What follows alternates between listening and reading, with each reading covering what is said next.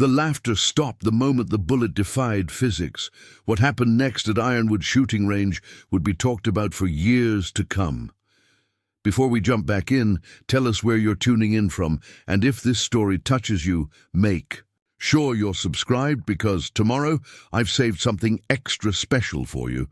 Cassie Reyes had never held a gun before that Tuesday afternoon in March. The fluorescent lights of Ironwood shooting range buzzed overhead as she signed the waiver with trembling hands, her signature barely legible against the clipboard. The smell of gunpowder and metal polish filled the air, mixing with the distant pop-pop-pop of firearms from the indoor lanes. She'd driven here straight from her job at Henderson Community Library, still wearing her cardigan and sensible flats. The decision had been impulsive, born from a conversation with her neighbor, Mrs. Patterson, about personal safety after a string of break-ins in their quiet neighborhood. Cassie lived alone in the small blue house on Maple Street that her grandmother had left her, and lately, every creak of the old wooden floors at night made her heart race.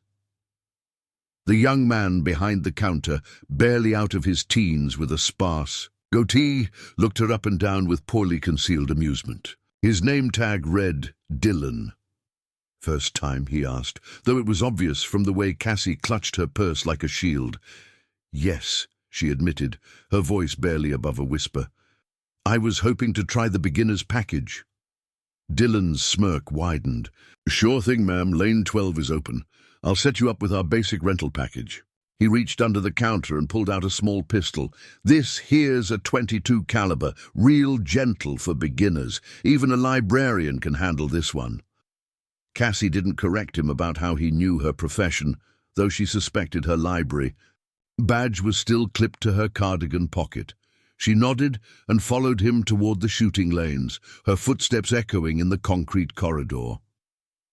Lane 12 sat at the far end of the range, and as they walked past the other shooters, Cassie became acutely aware of the attention she was drawing. A group of 3 men in their 30s occupied lanes 8 through 10, all wearing tactical vests and baseball caps. They'd clearly been there for hours, evidenced by the pile of spent brass casings at their feet and the swagger that came with familiarity. "Look what we got here," called out the tallest of the 3, a broad-shouldered man with a thick beard. His voice carried easily over the sound of distant gunfire.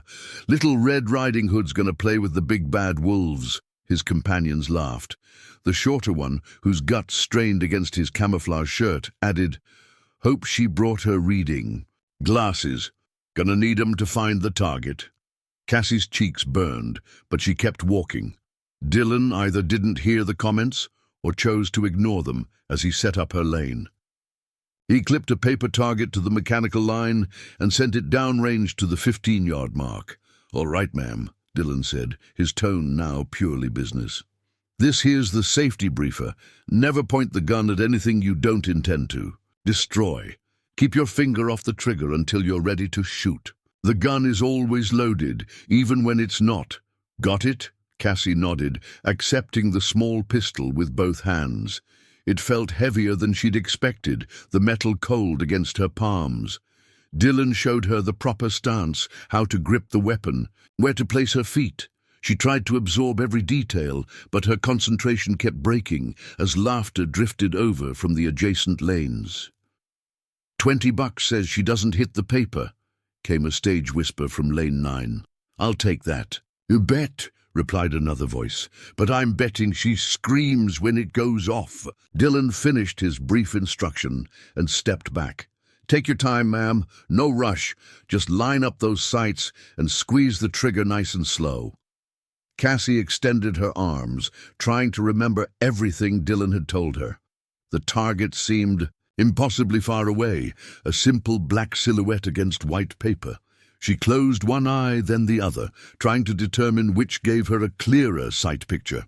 Her hands shook slightly, despite her efforts to remain steady. The gun felt alien in her grip, nothing like the romance novels she'd checked out countless times, where heroines wielded firearms with natural grace. This was clumsy and awkward, her index finger barely reaching the trigger properly. "Any day now, Annie Oakley," called out the bearded man from lane 8. "Some of us got actual shooting to do." More laughter erupted from their group. Cassie's jaw tightened, but she tried to block out their voices and focus on the target. She'd dealt with difficult patrons at the library before. Teenagers who thought they were clever, hiding inappropriate magazines. Businessmen who became belligerent when asked to lower their voices. This wasn't so different, she told herself. Just ignore them and focus on the task. She lined up the sights again, took a deep breath, and slowly began to squeeze the trigger. The gun barked in her hands, the recoil surprising her despite Dylan's warning. The paper target fluttered in the distance, unmarked. "Clean miss," shouted the shorter man in camouflage. "Didn't even nick the paper." "Told you so," his companion replied. "Library lady couldn't hit the broadside of a barn if she was inside it." Cassie's face flushed deeper, but she loaded another round into the chamber as Dylan had shown her. This time she tried to adjust her stance, remembering something she'd read in a mystery novel about keeping both eyes open. The target seems clearer. Now the black silhouette more defined, she fired again. Another miss, though this time she thought she saw a small puff of dust from the backstop behind the target. "2 for 2, came the mocking voice. "Maybe try the children's BB gun range." "Next time, sweetheart." The group's laughter was louder now, drawing attention from other shooters in nearby lanes. Cassie noticed a few people turning to watch, some shaking their heads in sympathy, others wearing expressions of barely contained amusement. Dylan appeared at her shoulder. "Don't mind them, Mom. Everyone misses when they start. It's perfectly normal." But Cassie could hear the doubt in his voice, see the way his eyes kept darting toward the clock on the wall. Her hour was nearly half over, and she hadn't come close to hitting anything. The rental fee had seemed reasonable when she'd paid it, but now it felt like money thrown away on a foolish whim. She reloaded the pistol, her movements becoming more confident with repetition, even as her shooting remained erratic. Third shot. Fourth shot, fifth shot, all misses. Each failure brought fresh commentary from the peanut gallery in lanes 8 through 10. "Maybe she needs bifocals," suggested the bearded man. "Or a bigger target," added his friend. "Like maybe the size of Texas." "Hell, at this rate she couldn't hit Texas if she was standing in Dallas," the third man chimed in, causing all three to dissolve into laughter. Cassie set the gun down on the counter in front of her lane and closed her eyes.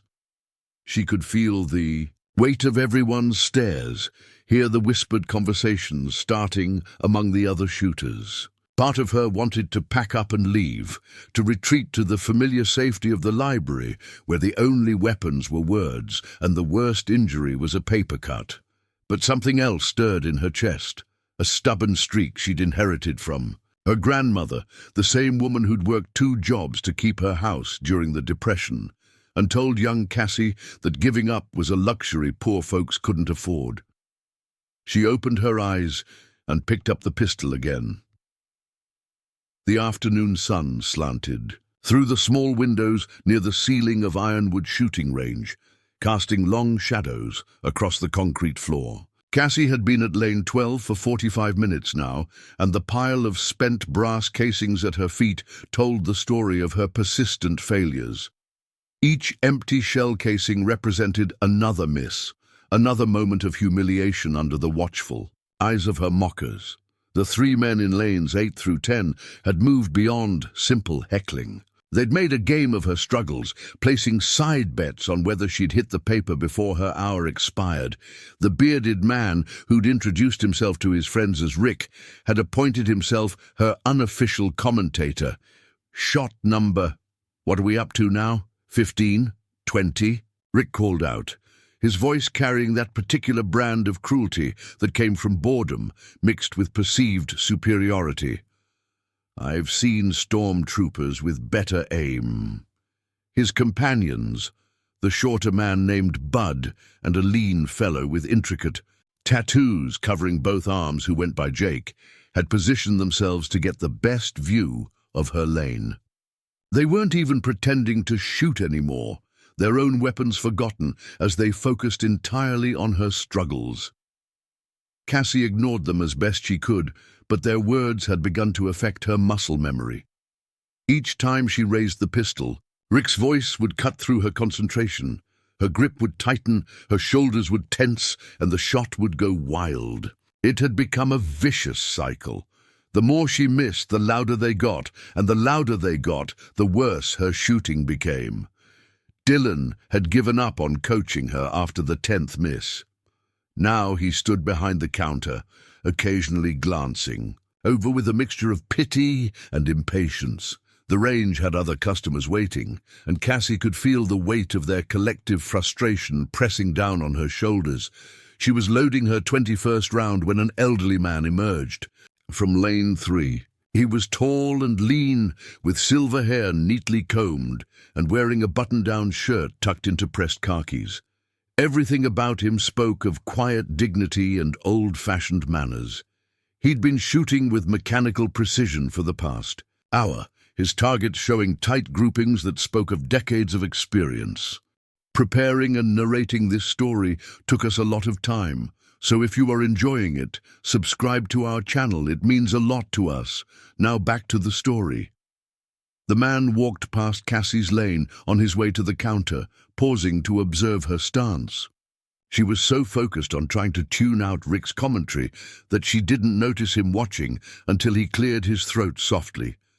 "Excuse me, miss," he said, his voice carrying a slight southern accent. "I hope you don't mind an old soldier offering some advice." Cassie lowered the pistol, grateful for any interruption that might silence her tormentors, if only temporarily. "I'd appreciate any help I can get, sir." "The name's Colonel Arthur Whitfield, retired," he said, extending a weathered hand. "Spent 30 years in the Army, including 2 tours as a marksmanship instructor at Fort Benning." Rick's voice cut across their conversation. "Hey, Colonel, you might want to save your breath. Some people just ain't cut out for this stuff." Colonel Whitfield turned slowly toward lane 8, his pale blue eyes fixing on Rick with the kind of stare that had once reduced insubordinate recruits to trembling silence. "Son, I've trained Marines who couldn't hit a barn door on their first day and watched them become some of the finest marksmen I've ever seen. The only thing that determines success is patience and proper instruction." He turned back to Cassie, his expression softening. "May I?" Cassie nodded, stepping aside to give him room. The colonel positioned himself beside her, studying her stance with the critical eye of someone who'd spent decades evaluating soldiers. "Your feet are too close together," he said quietly. His voice meant only for her ears. "Shooting stance isn't about looking pretty. It's about creating a stable platform. Widen your stance, lean slightly forward. Think of yourself as a tree that needs to weather a storm." Cassie adjusted her position, feeling immediately more stable. "Better. Now your grip. You're strangling that poor pistol like it owes you money. Firm, but not desperate. The gun wants to work with you, not against you." She relaxed her death grip on the weapon, surprised by how much more natural it felt. "Most important thing," Colonel Whitfield continued, "is sight alignment. You've been trying to aim with one eye closed, but that's like trying to drive with one hand tied behind your back. Both eyes open, line up that front sight post with the rear sight, and focus on the front sight, not the target." From lane 8, Bud called out, "This is precious. The blind leading the blind." Colonel Whitfield didn't acknowledge the comment, but Cassie saw his jaw tighten slightly. "Ignore the peanut gallery, miss. In my experience, the loudest critics are usually the ones with the most to prove." He stepped back, giving her space. "Now, breath control. Take a deep breath. Let half of it out, then hold. Fire during your natural respiratory pause. Don't jerk the trigger. Squeeze it straight back like you're trying to press a button on the other side of the grip." Cassie raised the pistol, incorporating all of his suggestions. For the first time since she'd arrived, the weapon felt like it belonged in her hands instead of fighting against her. She found her sight alignment, took her breath, and slowly began to squeeze the trigger. The shot surprised her with its cleanness. Instead of the jarring bark and wild recoil she'd experienced, before the gun fired smoothly, almost gently. Downrange, a small hole appeared in the white paper surrounding the target silhouette, not a bullseye, but her first hit nonetheless. "Outstanding," Colonel Whitfield said with genuine pride. "First hit is always the hardest. Now you know what." It feels like when everything comes together. Rick's voice was noticeably less confident now. "Lucky shot. Let's see her do it again." But something had changed in Cassie. The successful shot had broken through a barrier she hadn't even realized existed. She reloaded with growing confidence, her movements becoming more fluid and deliberate. Colonel Whitfield continued to offer quiet encouragement and minor adjustments, but she found herself needing less guidance with each attempt. Her second hit came 3 shots later, closer to the target silhouette this time, then her third and fourth. The mocking laughter from lanes 8 through 10 gradually died away, replaced by grudging attention as her shooting continued to improve. By her 30th shot, Cassie was consistently hitting the paper, and several of her rounds had found their way into the black silhouette itself. The transformation was remarkable. The nervous, trembling woman who'd arrived an hour ago had been replaced by someone steady and focused.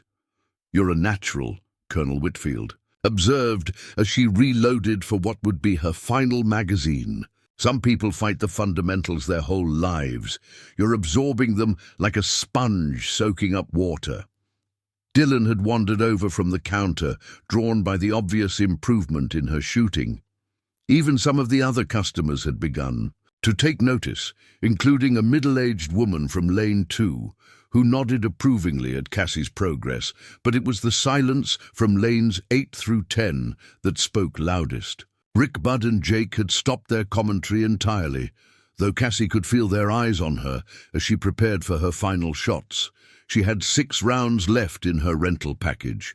6 chances to end this session on a high note, to prove to herself and to everyone watching that she belonged here just as much as anyone else.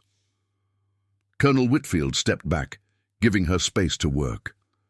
"Remember everything we've covered," he said quietly. "Trust your training, trust your instincts, and let the weapon do what it was designed to do."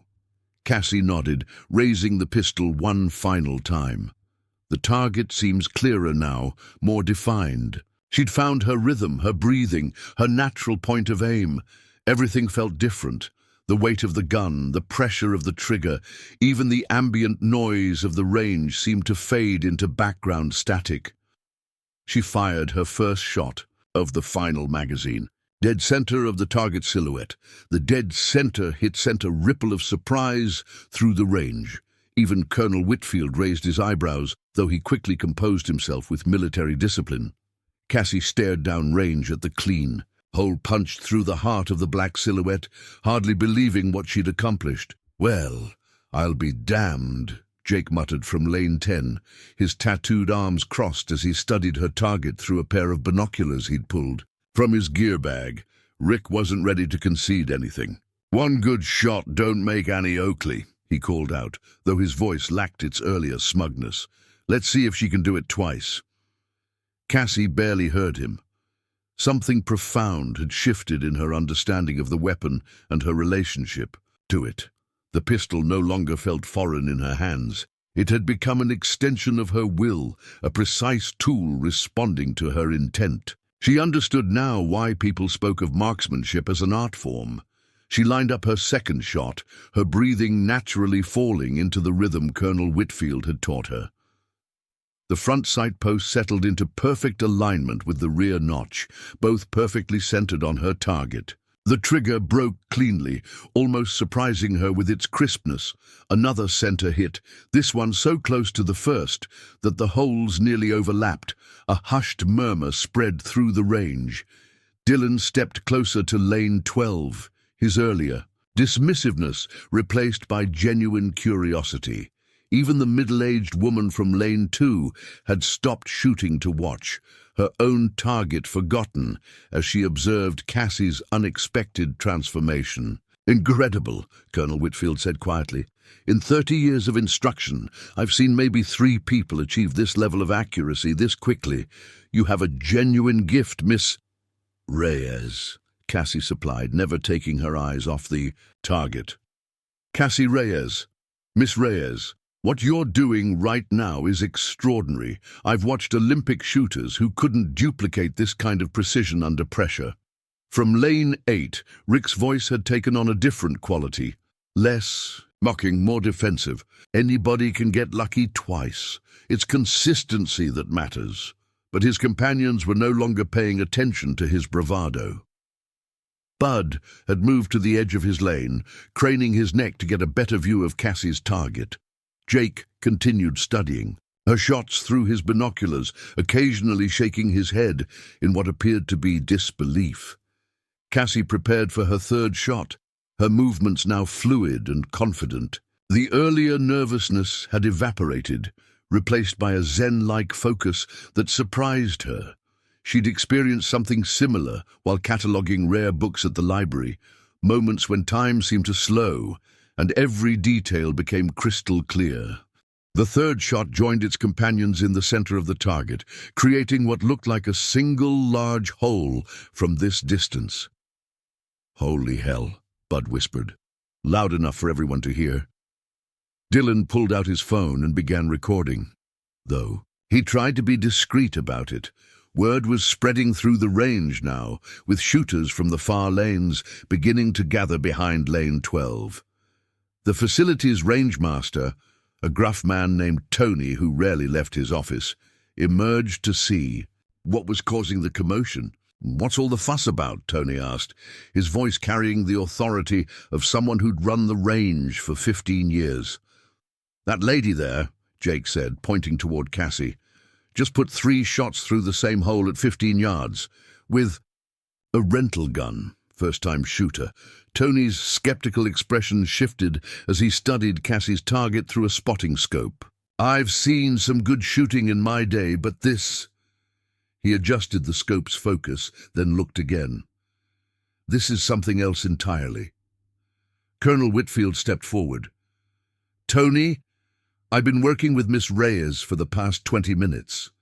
What you're witnessing is natural talent at its finest. I've trained thousands of shooters, and I've never seen anything quite like this." Rick had gone silent now, his earlier confidence completely deflated. He stood at the edge of Lane 8, watching Cassie with a mixture of bewilderment and grudging respect. The dynamic had shifted completely. The woman he'd been mocking for the past hour had just demonstrated shooting skills that surpassed his own years of experience. Cassie prepared for her 4th shot, unaware of the growing crowd behind her. She'd entered what athletes sometimes call the zone, a state of perfect concentration where conscious thought gives way to pure instinct. The target seemed larger now, clearer, as if she were viewing it through a magnifying glass. The 4th shot expanded the ragged hole in the center of the target, the bullet passing through the same opening created by its predecessors. "That's impossible," someone whispered from the gathering crowd. "Nobody shoots that clean with a rental .22, another voice added. Tony stepped closer to Cassie, his professional demeanor barely containing his excitement. "Miss, I hate to interrupt, but would you mind if I brought out some fresh targets? I'd like to document this for our range records." Cassie nodded absently, her focus never wavering from the shooting lane. She had 2 rounds remaining, and something inside her insisted on completing what she'd started. The perfectionist streak that made her such a meticulous librarian demanded nothing less than absolute precision. Tony quickly clipped fresh targets to the mechanical lines of lanes 11 and 13, positioning them at the same 15-yard distance as Cassie's original target. The crowd behind her had grown to include nearly every shooter in the facility, all waiting to see what would happen next. 2 shots left, Colonel Whitfield observed. "No pressure, Miss Reyes. You've already..." achieved something remarkable. But Cassie had moved beyond the need for encouragement. She existed now in a bubble of perfect clarity, where the only things that mattered were the gun in her hands, the target downrange, and the fundamental mechanics of marksmanship. Everything else, the crowd, the whispered conversations, even Rick's stunned silence, had faded into irrelevance. She raised the pistol for her fifth shot, her stance perfect, her breathing controlled. The front sight settled into its familiar alignment, and she began her smooth trigger squeeze. The shot broke with mechanical precision, but something different happened this time.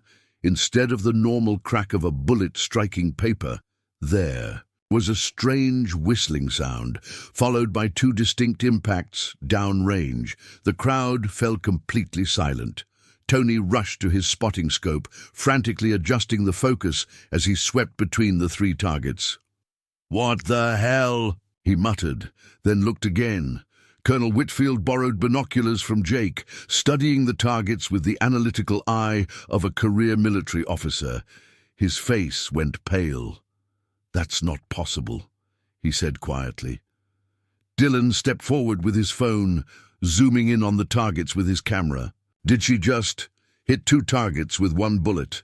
Tony finished, his voice barely above a whisper. The bullet struck the center target, deflected somehow, and punched a hole clean through the target on lane 11.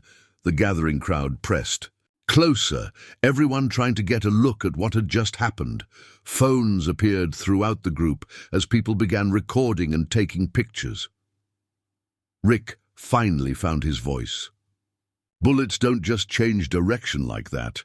That's physics, not shooting, but the evidence was undeniable.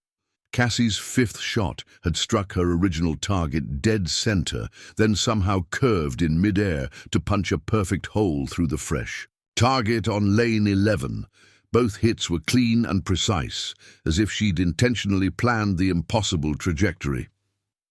Cassie stood frozen at lane 12, the smoking pistol still in her hands, staring at the results of her shot with the same bewilderment. As everyone else, she knew what she'd felt when the trigger broke. The same perfect control she'd experienced with her previous shots, but the strange whistling sound and the dual impacts downrange defied everything she understood about ballistics. "One shot. Left," someone in the crowd observed. All eyes turned to Cassie, waiting to see if she could somehow top what appeared to be a once-in-a-lifetime fluke. The pressure was immense, but she'd moved beyond the point where external expectations could affect her performance. She had one final round, and something deep in her consciousness whispered that this shot would be different from all the others. Duck. Silence in the Ironwood shooting range was absolute.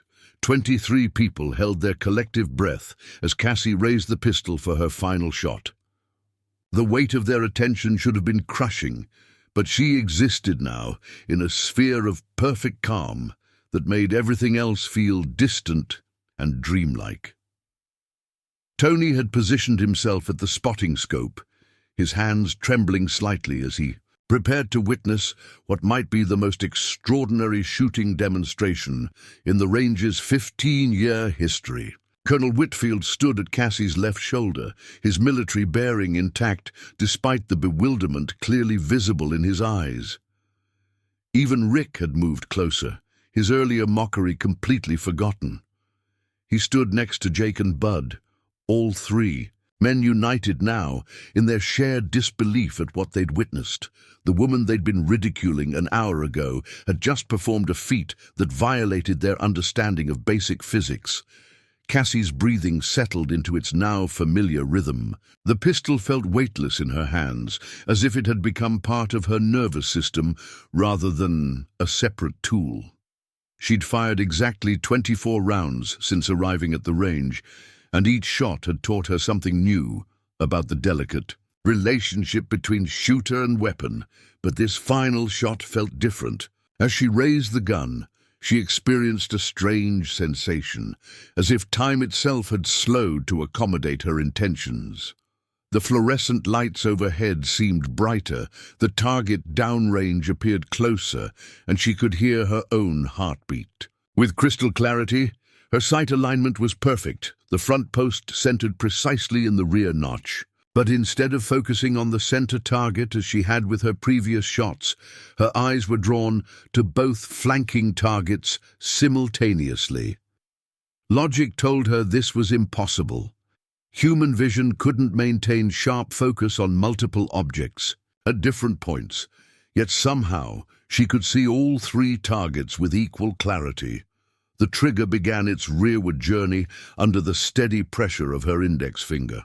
Somewhere in the back of her mind, a small voice whispered that what she was contemplating was impossible, that bullets traveled in straight lines governed by immutable laws of physics. But that voice seemed to belong to someone else. Someone who hadn't just watched a projectile curve through the air like a guided missile. The shot broke with perfect surprise, exactly as Colonel Whitfield had taught her.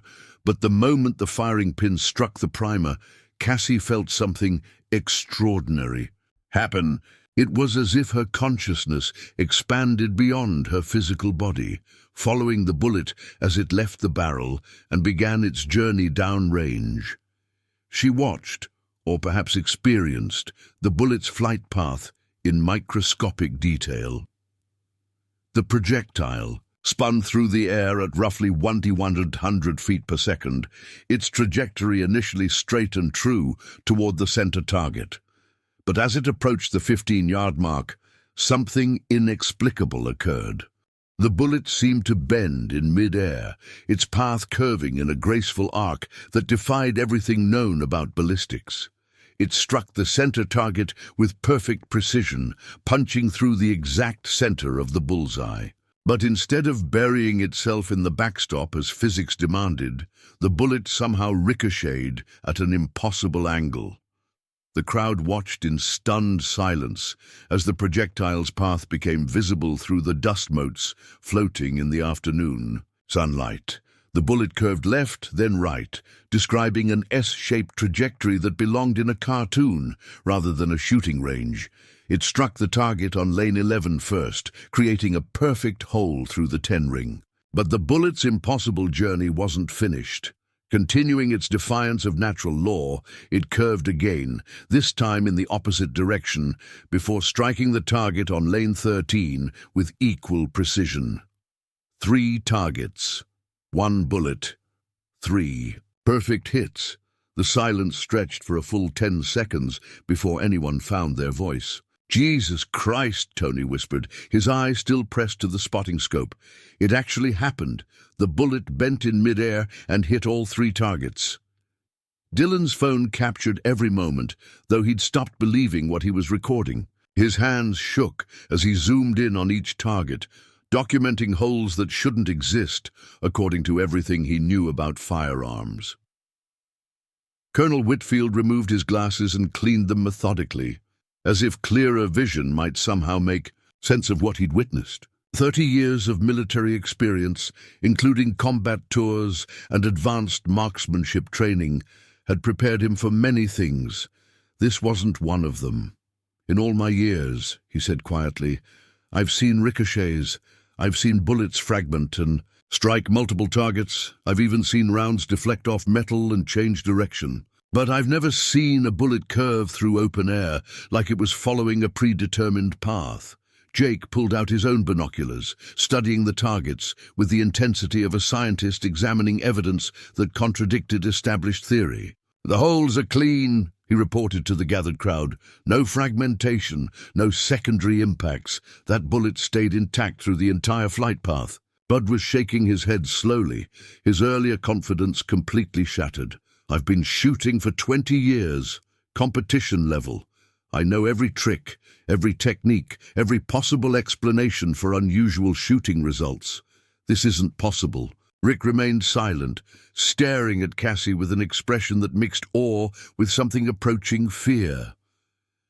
The woman he'd dismissed as a hapless amateur had just performed 3 impossible shots in succession, culminating in a display that challenged the fundamental laws of physics. Other shooters throughout the range had abandoned their own lanes entirely, drawn by the commotion and the increasingly wild rumors spreading through the facility. Word had reached the parking lot, where people were calling friends and family to describe events that sounded too fantastic to believe. Cassie slowly lowered the pistol, her movements dreamlike and deliberate. The strange state of expanded consciousness that had accompanied her final shot was fading, leaving her feeling oddly disconnected from her own body. She stared at the 3 targets downrange, trying to process what she'd accomplished. "How did you do that?" Dylan asked, his voice barely audible. Cassie turned to face the crowd, seeing her own confusion reflected in their faces. "I don't know," she admitted. "I honestly don't know. Tony retrieved the targets, handling them with the reverence usually reserved for historical artifacts. Each hole was perfectly round, exactly the diameter of a .22 caliber bullet. There were no signs of fragmentation, no evidence of multiple projectiles, no indication of anything other than 3 precise hits from a single round. "We need to call someone," Tony said, though he wasn't sure who. "The manufacturer, maybe, or some kind of ballistics expert. This is going to change everything we know about shooting sports." Colonel Whitfield approached Cassie, his expression mixing professional admiration with deep concern. "Miss Reyes, what you've accomplished here today will be talked about for decades. But I have to ask, have you ever experienced anything like this before? Any kind of unusual abilities?" Cassie shook her head, still trying to reconcile her mundane life as a small-town librarian with the impossible events of the past hour. "Never. I'd never even held a gun before today. I came here because my neighbor suggested I learn about personal protection after some break-ins in our neighborhood." The crowd began to disperse slowly, most people heading directly to their cars, to share the news with anyone who would listen. Several asked Cassie for her contact information, including a local news reporter who'd been practicing at Lane 7 when the impossible shots occurred. Rick approached hesitantly, his earlier swagger completely absent. "Ma'am, I owe you an apology. What I said earlier, that was out of line. I've never seen anything like what you just did." Cassie accepted his apology with grace, though her mind remained focused on the 3 targets now spread across Tony's counter. The physical evidence was undeniable, but the explanation remained as elusive as the bullet's impossible flight path. As the range gradually returned to normal operations, Cassie found herself surrounded by a small group of witnesses who seemed reluctant to leave. They'd become part of something extraordinary, a moment that defied rational explanation and challenged everything they thought they knew about the physical world. The question that haunted everyone present was simple. How had a quiet librarian from Maple Street managed to bend the laws of physics with nothing more than a rental pistol and 25 rounds of ammunition? The answer, if it existed, would have to wait for another day. 3 weeks after the impossible shots at Ironwood shooting range, Cassie's life had transformed in ways she never could have imagined.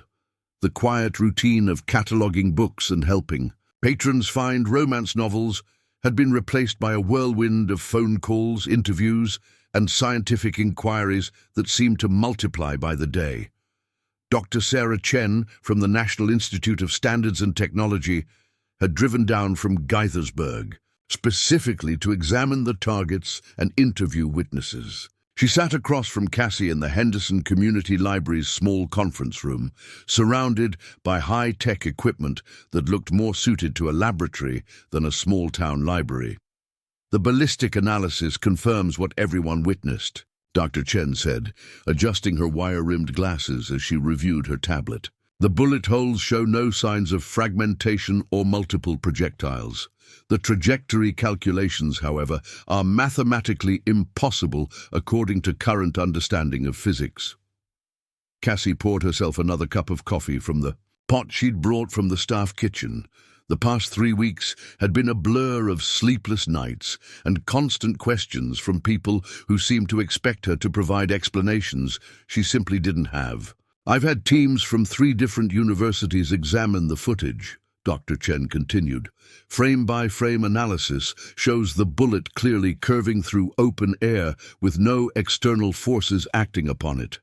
We've run computer simulations trying to replicate the trajectory, and our most advanced modeling software simply returns error messages. The door to the conference room opened, and Mrs. Patterson entered carrying a stack of newspapers and magazines. Cassie's elderly neighbor had become something of an unofficial secretary, helping to manage the media requests that arrived daily at both the library and Cassie's home. "The Washington Post wants a follow-up interview," Mrs. Patterson announced, setting the publications on the table. "And that physics professor from MIT called again. Something about quantum mechanics and consciousness affecting reality." Cassie rubbed her temples, feeling a headache building behind her eyes. The attention had been overwhelming from the start, but it had reached a fever pitch after Dylan's video went viral on social media. 23 million views and counting, with thousands of comments ranging from scientific analysis to claims that she possessed supernatural abilities. "The Discovery Channel people are still interested in filming a documentary," Mrs. Patterson continued, "and there's a book deal offer from that publisher in New York. Quite generous, according to their letter." Dr. Chen looked up from her tablet with interest. "Have you considered returning to the range? Under controlled conditions, of course. We could set up proper measurement equipment, high-speed cameras, electromagnetic field detectors. If this phenomenon can be replicated, it would revolutionize our understanding of physics." The suggestion made Cassie's stomach clench with anxiety. She'd avoided Ironwood shooting range since that Tuesday afternoon, despite Tony's repeated invitations to return. The thought of attempting to recreate something she didn't understand, under the scrutiny of scientists and cameras, felt overwhelming. "I'm not sure I want to try again," Cassie admitted. "What if it doesn't work? What if it was just some kind of fluke that can never be repeated? Or worse," Mrs. Patterson added with her characteristic bluntness, "what if it does work? Then everyone will want to study her like some kind of laboratory specimen." Dr. Chen's expression softened. "I understand your reluctance, Miss Reyes, but you have to realize the implications of what happened. If consciousness can somehow influence physical matter at the quantum level, if human intention can alter the trajectory of projectiles, we're looking at a fundamental shift in how we understand reality itself." The weight of those words settled over the room like a heavy blanket. Cassie had spent 3 weeks trying to return to her normal life, but normal felt increasingly elusive when theoretical physicists were calling to discuss the implications of her shooting performance. Her phone buzzed with another text message. The number was unfamiliar, but the message was typical of what she'd been receiving. "Saw your video. Can you teach me to do what you did? We'll pay $10,000 for lessons." "The requests for training are getting more desperate," Cassie observed, showing the message to Dr. Chen. "Yesterday, someone offered me $50,000 to demonstrate the technique at a private event in Las Vegas." "Have you experienced anything unusual since that day?" Dr. Chen asked, leaning forward with scientific curiosity. "Any other instances where physical objects behaved unexpectedly around you?" Cassie considered the question carefully. There had been a few odd incidents over the past 3 weeks. A dropped coffee mug that seemed to slow its fall and land gently instead of shattering. A book that fell from a high shelf and somehow landed perfectly upright on a table several feet away. But these could all be explained as coincidence or wishful thinking. "Nothing definitive," she said finally, "though I've been wondering if I was always capable of this and just never knew it. Maybe the shooting range provided the right conditions, the focus, the pressure, the need to succeed." Mrs. Patterson shuffled through the magazines she'd brought, pulling out a copy of Scientific American. This article mentioned something called observer effect in quantum physics. says that consciousness can influence the behavior of subatomic particles just by observing them. Dr. Chen nodded thoughtfully. The quantum consciousness hypothesis has been debated for decades. Most mainstream physicists consider it fringe science, but your case is forcing us to reconsider some fundamental assumptions. The conference room door opened again, and Colonel Whitfield entered, wearing his pressed khakis and button-down shirt. He'd become a regular visitor to the library, partly out of scientific curiosity and partly out of what he called professional obligation to understand what he'd witnessed. "Ladies," he said with his usual military courtesy, "I hope I'm not interrupting anything important." "Colonel Whitfield was just telling me about some research he's been doing," Mrs. Patterson explained to Dr. Chen. "Military applications and such." The colonel took a seat at the conference table, his expression serious. "I've been in contact with some colleagues at the Pentagon. There's significant interest in understanding Miss Reyes' abilities from a national security perspective." Cassie felt her anxiety spike. "National security? I shot some targets with a rental gun. I didn't build a weapon or reveal state secrets. You demonstrated the ability to guide projectiles along impossible trajectories," Colonel Whitfield replied gently. "In the wrong hands, that capability could have serious implications. The Defense Department wants to ensure that whatever you've discovered remains in responsible hands." Dr. Chen's tablet chimed with an incoming message. She read it quickly, her eyebrows rising in surprise. "That's interesting. The European Organization for Nuclear Research, CERN, wants to invite Miss Reyes to Switzerland. They think their Large Hadron Collider might provide insights into the mechanism behind her abilities." The scope of attention was becoming surreal. 3 weeks ago, Cassie's biggest concern had been whether to renew her subscription to Library Journal. Now she was receiving invitations from the world's most advanced physics laboratory and fielding inquiries from military organizations. "I just want my life back," Cassie said quietly. "I want to go back to helping Mrs. Morrison find her historical romance novels and teaching teenagers how to use the computer catalog system. I never asked for any of this attention." Mrs. Patterson reached over and patted her hand sympathetically. "Sometimes life gives us capabilities we never expected, dear. The question is what we choose to do with them." Colonel Whitfield cleared his throat diplomatically. "Miss Reyes, I understand your desire for privacy, but you've stumbled upon something that could benefit all of humanity. Advanced marksmanship techniques, new understanding of consciousness and physics, potential medical applications. The possibilities are endless. Or," Cassie countered, "I had one lucky afternoon that everyone is reading too much into. Maybe the bullet hit a dust particle, or there was some kind of electromagnetic interference, or Dylan's video was somehow distorted. Occam's razor suggests the simplest explanation is usually correct." Dr. Chen pulled up another file on her tablet. "We've considered every conventional explanation. Environmental factors, equipment malfunction, optical illusions, even deliberate fraud. None of them account for what multiple witnesses observed and recorded." The afternoon sunlight streaming through the conference room windows was beginning to fade, casting long shadows across the table. Cassie realized she'd been so absorbed in the discussion that she'd forgotten about her regular duties. There were books to be reshelved, patron requests to fulfill, and the comfortable routine of library work that felt increasingly distant from her current reality. "I need some time to think about all this," Cassie said finally. "The documentary offers the research proposals, the military interest. It's all happening too fast." As the meeting dispersed and her visitors departed, Cassie found herself alone, in the conference room with the targets that had started everything. Tony had given them to her as a memento, and she'd been carrying them around like evidence of a crime she couldn't quite remember committing.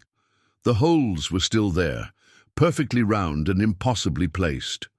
Physical proof that something extraordinary had happened, even if she couldn't explain how or why. Tomorrow would bring more phone calls, more interview requests, more people seeking answers she didn't have. But tonight, Cassie just wanted to go home to her quiet house on Maple Street and pretend, for a few hours, that she was still just a small-town librarian whose biggest decision was which books to feature in the monthly display. 6 months had passed since the impossible shots that changed everything. Cassie stood in the doorway of the newly constructed Quantum Ballistics Research Center, a facility built specifically to study her abilities and funded by a consortium of universities, government agencies, and private research foundations. The building stood on 20 acres of farmland outside Henderson, far from the curious crowds and media circus that had made her hometown increasingly difficult to navigate. Dr. Elena Vasquez, the center's director, emerged from the main laboratory, wearing a white coat over designer jeans. She was younger than Cassie had expected for someone heading such an ambitious research project, but her credentials were impeccable. Degrees from Stanford and MIT, groundbreaking work in quantum mechanics, and a Nobel Prize nomination for her research into consciousness-mediated quantum effects. "The facility is ready for your first official test," Dr. Vasquez announced, her slight accent adding warmth to her scientific precision. "We've installed electromagnetic field generators, quantum state analyzers, and the most advanced high-speed cameras money can buy. If there's a physical explanation for what you can do, we'll find it." Cassie nodded, though her stomach churned with familiar anxiety. The past 6 months had been a careful dance between satisfying scientific curiosity and maintaining some semblance of personal privacy. She'd agreed to participate in controlled studies in exchange for protection from the media frenzy and a substantial research grant that would secure her financial future. The main laboratory was unlike anything she'd seen before. Banks of computer monitors displayed real-time data streams, while technicians in white coats calibrated equipment that hummed with barely contained energy. The shooting lane at the center of the room looked almost mundane compared to the array of sensors and measurement devices surrounding it. "We've brought in observers from 12 different institutions," Dr. Vasquez explained as they walked through the lab. "Representatives from CERN, the National Science Foundation, the Defense Advanced Research Projects Agency, and several international physics consortiums. Everyone wants to witness this firsthand." Through a wall of reinforced glass, Cassie could see the observation area where dozens of scientists, military officials, and government representatives waited with notebooks and recording devices. Among them, she recognized Colonel Whitfield, Dr. Chen, and several faces from television interviews she'd reluctantly given over the past months. "The pressure must be enormous," observed Dr. Marcus Webb, the center's chief physicist, as he joined them near the shooting lane. "Having the world's scientific establishment watching your every move would intimidate most people." Cassie managed a weak smile. "I've been practicing meditation techniques to help with focus. Mrs. Patterson enrolled us both in a mindfulness class at the community center. She insists that inner peace is the key to extraordinary abilities." The comment drew chuckles from several nearby technicians, but Dr. Vasquez looked intrigued. "That's actually consistent with some theories about consciousness-mediated quantum effects. Focused intention and reduced mental noise could theoretically enhance whatever mechanism allows you to influence projectile trajectories." A young researcher approached with a tablet, displaying preliminary readings. "All systems are operational, Dr. Vasquez. Electromagnetic fields are stable, quantum measurement arrays are calibrated, and the high-speed cameras are recording at 1 million frames per second." Dr. Vasquez turned to Cassie with an expression mixing excitement and professional caution. "Are you ready to make history, Miss Reyes?" Cassie accepted the familiar weight of the .22 caliber pistol. though this one was far more sophisticated than the rental gun she'd used at Ironwood shooting range. Custom-built for the research center, it incorporated sensors that would measure every aspect of its operation: trigger pressure, barrel vibration, firing pin impact, even the molecular structure of the ammunition. The targets downrange were equipped with impact sensors that could detect hits within microseconds and transmit precise location data to the monitoring computers. 3 targets positioned at different angles, just as they had been during her first impossible shots, though these were surrounded by measurement devices that would analyze every photon of light in the room. "Remember, there's no pressure to replicate your previous performance," Dr. Webb said reassuringly. "Even if the phenomenon doesn't occur today, the baseline measurements will provide valuable data for future experiments." But Cassie barely heard him. As she raised the pistol, the familiar sensation of expanded consciousness began to wash over her. The laboratory's sophisticated equipment faded into background noise as her awareness focused entirely on the relationship between herself, the weapon, and the targets. She'd experienced this state numerous times over the past 6 months, though not always with dramatic results. Sometimes the bullets followed conventional trajectories, behaving exactly as physics predicted. Other times, subtle anomalies occurred, slight deviations from expected paths, unexplained grouping patterns, or ricochets that seemed to violate angle of incidence laws. But today felt different. The presence of so many observers, the weight of scientific expectation, and the sophisticated measurement equipment created an atmosphere of heightened potential that made her skin tingle with anticipation. Her first shot struck the center target, with precision that would have impressed Olympic marksmen, but the trajectory was perfectly normal. The monitoring equipment registered the hit within nanoseconds, displaying ballistic data that matched theoretical predictions exactly. "Beautiful shooting," Dr. Vasquez observed, "though conventional physics appears to be in control." Cassie prepared for her second shot, allowing her breathing to settle into the meditative rhythm she'd developed through months of practice. This time, as the trigger broke, she felt the subtle shift in consciousness that preceded the extraordinary events. The bullet left the barrel following a normal trajectory for the first 10 yards, its path tracked by dozens of sensors and recorded by multiple camera systems. Then gradually, it began to curve. The deviation was subtle at first, barely perceptible even to the sophisticated monitoring equipment. But as the projectile continued downrange, its path became increasingly unconventional, describing a gentle arc that carried it past the center target toward the left-hand alternative. "Trajectory deviation confirmed," announced a technician, his voice tight with excitement. "The bullet is following a parabolic curve that violates standard ballistic models." In the observation area, scientists pressed against the reinforced glass, their notebooks forgotten as they watched physics bend to accommodate something beyond current understanding. Several were speaking rapidly into recording devices, documenting observations that would challenge textbooks and spark decades of research. The bullet struck the left target with perfect precision, punching through the exact center of the bullseye.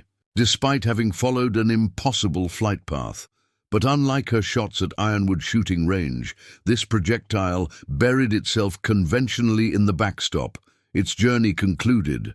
"Partial replication," Dr. Webb announced, his excitement barely contained. "We've documented consciousness-mediated trajectory modification under controlled laboratory conditions." Cassie lowered the pistol, feeling both relief and disappointment. The shot had been extraordinary by any normal standard, but it lacked the dramatic multi-target impact that had first brought her to scientific attention. She wondered if the clinical environment somehow inhibited the full expression of whatever ability she possessed. "The electromagnetic field readings are fascinating," reported another technician. "We detected quantum fluctuations in the space." around the bullet's path, suggesting interaction between consciousness and subatomic particles. Dr. Vasquez approached Cassie with undisguised amazement. "What you've just accomplished will revolutionize our understanding of the relationship between mind and matter. The implications for physics, neuroscience, and human potential are staggering." Through the observation window, Cassie could see the assembled scientists engaged in animated discussions, their professional composure cracking under the weight of what they'd witnessed. Cell phones appeared as they called colleagues around the world, sharing news that would spread through the scientific community within hours, but Cassie felt oddly detached from their excitement. The ability that had transformed her life remained as mysterious to her as it was to the researchers. Studying it, she could perform it sometimes under certain conditions, but she couldn't explain it or control it with any consistency. "What happens now?" she asked Dr. Vasquez. "Now we analyze the data, publish our findings, and begin the next phase of research," the director replied. "You've just proven that consciousness can influence physical reality in measurable ways." "That's Nobel Prize territory, Miss Reyes." As the laboratory buzzed with post-experiment activity, Cassie found herself thinking about her quiet house on Maple Street and the simple life she'd left behind. The world wanted to understand her abilities, to quantify and replicate them, to unlock secrets that might reshape humanity's future. But sometimes, late at night, when the phone finally stopped ringing and the interview requests were filed away, she wondered if some mysteries were meant to remain unsolved. Perhaps the real magic wasn't in the impossible trajectories or the physics-defying shots, but in the reminder that the universe still held wonders beyond human comprehension. The research would continue, the questions would multiply, and the world would keep watching. But for now, Cassie Reyes was content to be the woman who had shown that reality was far stranger and more malleable than anyone had dared imagine. 2 years after the establishment of the Quantum Ballistics Research Center, Cassie found herself standing before the United Nations General Assembly in New York City. The massive hall buzzed with tension as delegates from 193 countries awaited her testimony about phenomena that had fundamentally altered humanity's understanding of consciousness and reality. Secretary General Maria Santos introduced her with words that still felt surreal.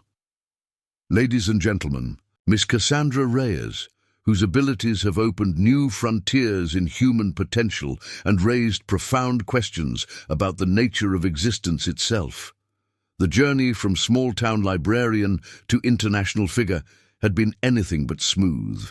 The past year had brought revelations that extended far beyond her shooting abilities, discoveries that had shaken governments and sparked theological debates across the globe."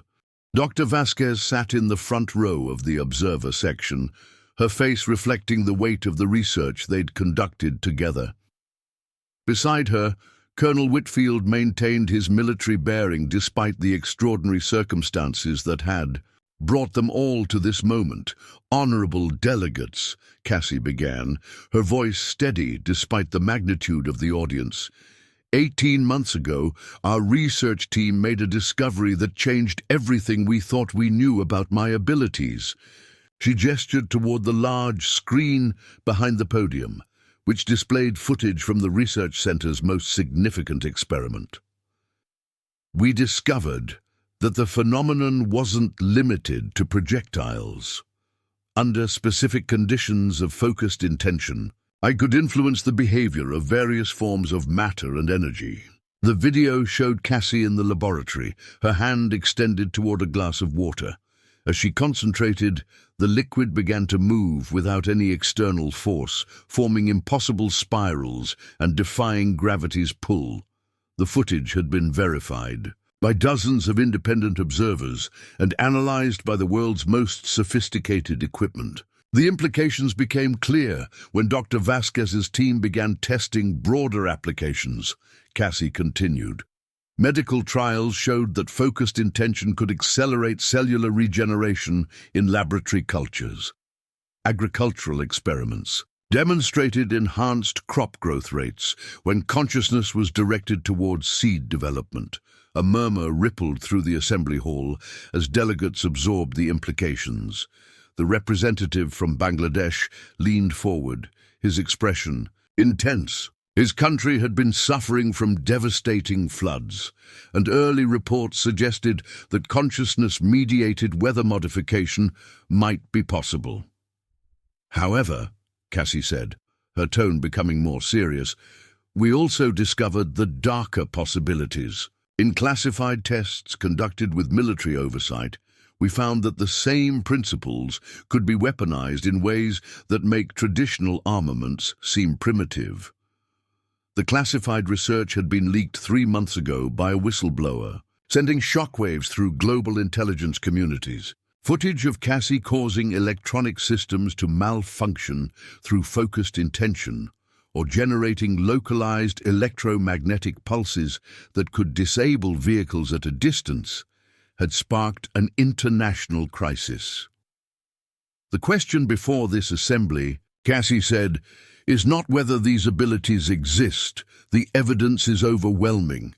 The question is how humanity chooses to regulate and control capabilities that could either usher in a new golden age or destroy civilization as we know it. In the months following the leaks, governments around the world had scrambled to develop their own consciousness research programs. Reports emerged of military units attempting to replicate her abilities, of intelligence agencies recruiting individuals with similar potential, and of underground markets trading in techniques for consciousness enhancement. Dr. Vasquez had discovered that Cassie wasn't unique. Approximately 1 in 50,000 people possessed latent abilities that could be activated through specific training protocols. The revelation had triggered a global manhunt as nations sought to identify and recruit potential candidates before their rivals could claim them. The research center has documented over 300 individuals worldwide who demonstrate varying degrees of consciousness-mediated influence over physical reality, Cassie continued. We've established training protocols that can enhance these abilities, but we've also learned that the psychological toll can be devastating. The screen displayed charts showing the mental health outcomes of early test subjects. Depression, anxiety, and dissociative disorders were common among those who developed significant abilities. The power to influence reality through thought alone, it seemed, came with a price that many minds couldn't bear. 17 subjects have suffered complete psychological breakdowns, Cassie reported. 3 have died by suicide. The correlation between ability strength and mental instability appears to be directly proportional. The Chinese delegate stood to ask a question. Miss Reyes, has your government shared all research data with the international community? There are reports of classified programs that exceed what you've described. Cassie glanced toward the U.S. delegation, where officials in dark suits maintained carefully neutral expressions. The truth was that military applications had advanced, far beyond what could be discussed publicly. Project Mindbridge, a joint program between the Defense Department and the Research Center, had weaponized consciousness-mediated abilities in ways that violated multiple international treaties. The United States has cooperated fully with UN oversight protocols, she replied diplomatically, though the answer felt hollow. She'd seen the classified footage of remote-based destruction, of enemy communication systems failing under psychic assault, of reconnaissance missions conducted entirely through consciousness projection. The Russian representative stood next. There are allegations that consciousness-enhanced individuals have been deployed in covert operations. How do we verify compliance when the weapons themselves are invisible? It was the question that had paralyzed international diplomacy for months. Traditional arms control agreements became meaningless when the weapons were human minds that could influence reality from thousands of miles away. Verification was virtually impossible, and the potential for abuse was limitless. "This is why I've requested this forum," Cassie said. "We need international protocols for consciousness research, ethical guidelines for ability development, and oversight mechanisms to prevent militarization. The alternative is an arms race unlike anything in human history." The Brazilian delegate raised her hand. "Miss Reyes, can these abilities be used to address climate change? Our preliminary research suggests consciousness-mediated weather modification might be possible." Cassie nodded grimly. "We've conducted limited experiments in atmospheric manipulation. The results are promising but dangerous. Hurricane path deviation was achieved in controlled tests, but the secondary effects were unpredictable. We accidentally triggered a drought pattern that persisted for 3 months. The hall erupted in concerned murmurs as delegates grasped the implications. If consciousness could influence weather systems, the geopolitical ramifications were staggering. Nations could weaponize natural disasters, turning climate itself into a tool of warfare. "The therapeutic applications show more promise," Cassie continued, trying to shift toward more positive possibilities. "Cancer treatment trials have shown remarkable success rates when consciousness-enhanced healing is combined with traditional medicine. Neurological disorders that were previously incurable have responded to focused intention therapy." She thought of Marcus Chen, a paralyzed veteran who'd regained partial mobility after working with consciousness-enhanced healers at the research center. Or Sarah Martinez, whose aggressive brain tumor had simply vanished after 6 months of experimental treatment. The potential for good was as vast as the potential for destruction. However, these healing abilities come with their own risks, Cassie admitted. Several practitioners have experienced what we call empathic overload, absorbing the physical and emotional trauma of their patients. We've lost 2 healers to complications directly related to their therapeutic work. The assembly hall had grown quieter as delegates absorbed the magnitude of what they were confronting. Traditional paradigms of power, warfare, medicine, and human potential had been shattered, replaced by possibilities that seem more suited to science fiction than international policy. "I stand before you today not as an advocate for these abilities, but as someone who's witnessed both their promise and their peril," Cassie said, her voice carrying the weight of 2 years spent grappling with forces beyond comprehension. "Consciousness-mediated reality manipulation will continue to emerge, whether we regulate it or not. The question is whether we'll guide its development responsibly or watch it tear our world apart." The Secretary-General called for a recess, and delegates began animated discussions in clusters throughout the hall. Cassie remained at the podium, watching representatives from superpowers and developing nations alike struggle with concepts that challenged everything they thought they knew. About human potential, Dr. Vasquez approached the podium as the hall gradually emptied. "You did well," she said quietly. "Though I suspect the real negotiations will happen behind closed doors," Cassie nodded, knowing that her public testimony was only the beginning.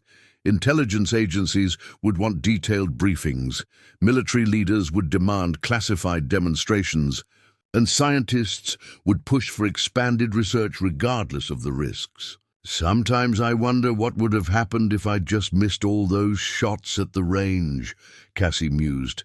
"If I'd packed up and gone home like any normal person would have done, then someone else would have made the breakthrough eventually." Dr. Vasquez replied, "These abilities exist in the human population. Better that they emerged through someone with your moral compass than through a weapons program or criminal organization." As they left the assembly hall, Cassie caught sight of her reflection in the polished marble walls. The quiet librarian who'd walked into Ironwood shooting range 2 years ago was gone, replaced by someone who'd glimpsed the true malleability of reality and been forever changed by the experience. The world would never be the same, and neither would she. 5 years had passed since that transformative Tuesday afternoon at Ironwood shooting range, and Cassie Reyes stood in her childhood bedroom, packing the last of her belongings. The small blue house on Maple Street had been sold to a young family from the next town over, people who saw it simply as a charming starter home rather than the birthplace of humanity's next evolutionary leap. Mrs. Patterson knocked softly on the doorframe, carrying a cup of tea and wearing the expression of someone saying goodbye to more than just a neighbor. At 78, she'd become Cassie's closest confidant through the whirlwind years that followed the discovery of consciousness-mediated abilities. "The moving truck will be here in an hour," Mrs. Patterson said, settling into the old rocking chair that had belonged to Cassie's grandmother. "Are you certain about Switzerland? It's awfully far from everything familiar." Cassie folded her library school diploma carefully between sheets of tissue paper, a relic from a life that seemed impossibly distant now. "The International Consciousness Research Institute needs someone who understands both the scientific and human aspects of what we're dealing with. Besides, after everything that's happened here, I think a fresh start might be good for everyone." The past 3 years had been tumultuous for Henderson and its residents. The town had become a pilgrimage site for people claiming various psychic abilities, a tourist destination for the curious, and unfortunately a target for extremist groups who viewed consciousness research as either divine gift or satanic corruption. The Henderson Community Library had been forced to close after a bombing attempt by a faction that believed consciousness-mediated abilities represented the end times. No one had been injured, but the building Cassie had called home for most of her adult life now stood empty, its windows boarded and its mission abandoned. "Dr. Vasquez called this morning," Mrs. Patterson said, sipping her tea thoughtfully. "The Zurich facility is remarkable, apparently. 37 countries contribute funding, the most advanced research equipment on Earth, and enough security to protect their work from outside interference." The need for such security had become apparent after the Mumbai incident 18 months ago. A consciousness-enhanced individual named Raj Patel had suffered a psychotic break during an unsupervised training session, accidentally triggering seismic activity that damaged several city blocks. The death toll had been mercifully low, but the international backlash had been severe. "They're calling it the Consciousness Accords," Cassie said, continuing to pack. 47 nations have agreed to centralize all ability research under UN oversight. No more national programs, no more military applications, no more unregulated experimentation. The Accords had been years in the making, born from a series of increasingly dangerous incidents involving consciousness-enhanced individuals. The Chinese program had produced a subject who could remotely disable nuclear power plants. The Israeli project had developed techniques for influencing decision-making processes in foreign leaders. The British had accidentally created someone whose emotional state could trigger mass hysteria in populated areas. "What about others like you?" Mrs. Patterson asked. "The people with natural abilities who never asked to be studied?" It was a question that haunted Cassie's conscience. Worldwide identification efforts had located over 12,000 individuals with measurable consciousness-mediated abilities. Some had volunteered for research programs, others had hidden their capabilities, and still others had been forcibly recruited by governments unwilling to let such assets remain uncontrolled. "The Institute is establishing sanctuary protocols," Cassie explained. "Legal protection for ability bearers, voluntary participation guarantees, and most importantly, support systems for those who can't handle the psychological pressure." The Mental health crisis among consciousness-enhanced individuals had reached epidemic proportions. Suicide rates were nearly 40 times higher than the general population, with depression and dissociative disorders affecting over 60% of documented cases. The human mind, it seemed, wasn't designed to consciously manipulate reality. Cassie's phone chimed with a text from Tony at the old shooting range. She'd maintained contact with him over the years, watching as Ironwood had been transformed from a simple firearms facility into a historical landmark. The lane where she'd first bent a bullet's trajectory was now preserved behind plexiglass, with a bronze plaque commemorating the event that changed everything. Tony says the documentary crew finished filming yesterday, Cassie reported. The fifth one this year. Apparently, this one's focusing on the philosophical implications rather than the scientific aspects. Philosophy, Mrs. Patterson mused. I suppose that's what happens when you prove that consciousness isn't just an emergent property of brain chemistry. Every religious and philosophical tradition on Earth is scrambling to incorporate these discoveries into their worldview. The theological implications had indeed been staggering. The Vatican had declared consciousness-mediated abilities a manifestation of divine grace, while Buddhist leaders proclaimed them evidence of advanced enlightenment. Islamic scholars debated whether such powers represented gifts from Allah or dangerous departures from divine will. Atheist philosophers struggled to explain consciousness that could influence physical reality without invoking concepts they'd spent centuries dismissing. A car horn honked outside, the taxi that would take Cassie to the airport for her flight to Geneva. She'd be met there by representatives from the Institute, driven to the research facility nestled in the Swiss Alps, and introduced to the most advanced consciousness research program ever conceived. I'll miss this place, Cassie admitted, taking one last look around the room, where she'd spent countless quiet evenings reading and dreaming of adventures she never imagined would become reality. Sometimes I wonder what would have happened if I'd never walked into that shooting range.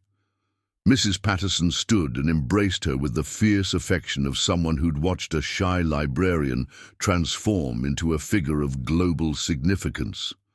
Then someone else would have made the discovery, dear. These abilities exist in humanity. They were always going to emerge, eventually. Better that they came through someone with your heart. As they walked downstairs together, Cassie reflected on the magnitude of change that had rippled outward from those impossible shots. Medical applications had revolutionized treatment for previously incurable conditions. Agricultural programs using consciousness-enhanced growth acceleration were feeding millions in developing nations.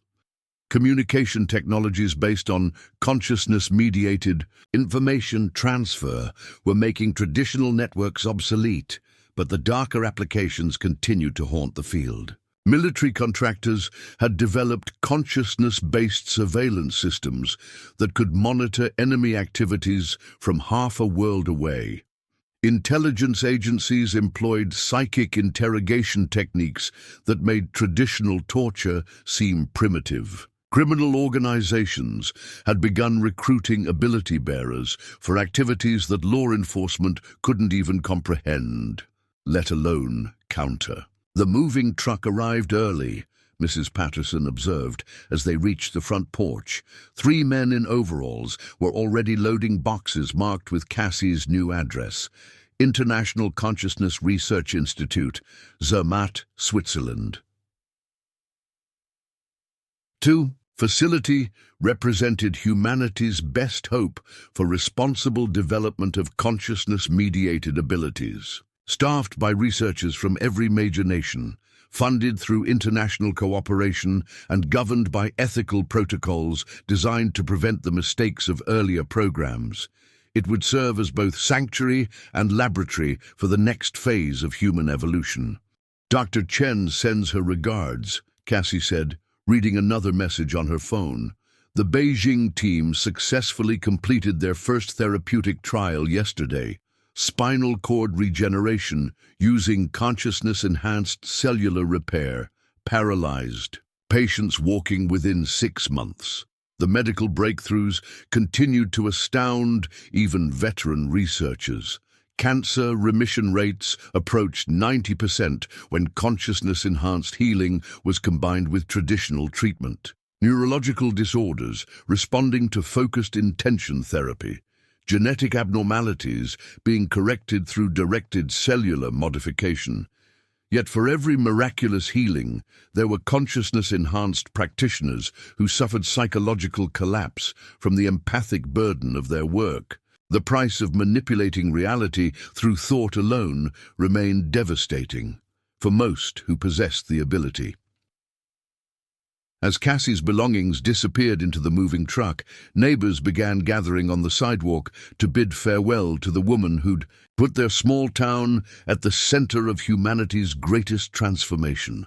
Children who'd grown up hearing stories about the lady who could bend bullets waved shyly from behind their parents. Adults who'd once known her simply as the helpful librarian struggled to reconcile that memory with her current status as one of the most important figures in modern science.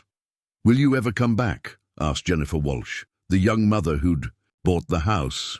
Her 8-year-old daughter Emma had been among the first children to display consciousness-mediated abilities, manifesting the talent through seemingly innocent play that gradually revealed genuine influence over physical objects. "I don't know," Cassie answered honestly. "The Institute work is open-ended. We're trying to understand phenomena that challenge everything humans thought they knew about consciousness, reality, and the boundaries between mind and matter." The taxi driver, a weathered man who'd been following the consciousness research developments with the intensity of someone whose world had been fundamentally altered, loaded Cassie's final suitcase into his trunk. "Mom, I just want to say thank you. My grandson was born with a condition the doctors said would leave him blind for life. Those consciousness-enhanced healers at the children's hospital, they gave him sight, gave our whole family hope." Stories like his had become common worldwide, children with terminal illnesses achieving remission through consciousness-based therapy. Elderly patients with dementia regain cognitive function after treatment with ability-enhanced practitioners. Veterans with traumatic injuries experiencing healing that conventional medicine deemed impossible. As the taxi pulled away from Maple Street, Cassie watched her childhood home recede in the rear window.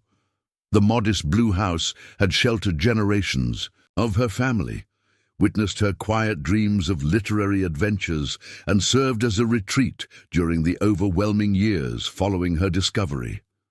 Now it would shelter a new family, provide space for different dreams, and perhaps inspire another child to imagine extraordinary possibilities hidden within ordinary lives. The plane to Geneva lifted off 3 hours later, carrying Cassie toward a future that remained unwritten. Below, the American landscape stretched endlessly, dotted with consciousness research facilities, therapeutic centers, and training institutes that hadn't existed when she'd first held a pistol with trembling hands. Humanity stood at the threshold of its next evolutionary leap, armed with abilities that could reshape civilization or destroy it entirely. The choice, as always, would depend on the wisdom and compassion of those entrusted with such power. As the Atlantic Ocean passed beneath the aircraft, Cassie closed her eyes and allowed her consciousness to expand in the way she'd learned through years of careful practice.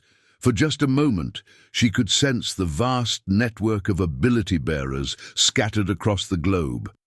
Thousands of individuals struggling to understand their place in a world that consciousness had revealed to be far stranger and more malleable than anyone had dared imagine. Some would use their gifts to heal, others to create, and still others to harm. The future remained unwritten, shaped by choices yet to be made and consequences yet to be understood. But in that moment of expanded awareness, Cassie felt something that had eluded her for years. Peace. The frightened librarian who'd once questioned her worth had evolved into someone capable of guiding humanity's next chapter. The impossible shots that began everything had been just the opening sentence in a story that was still being written, one choice at a time. Up next, you've got two more standout stories right on your screen. If this one hits the mark, you won't want to pass these up. Just click and check them out. And don't forget to subscribe and turn on the notification bell so you don't miss any upload from us.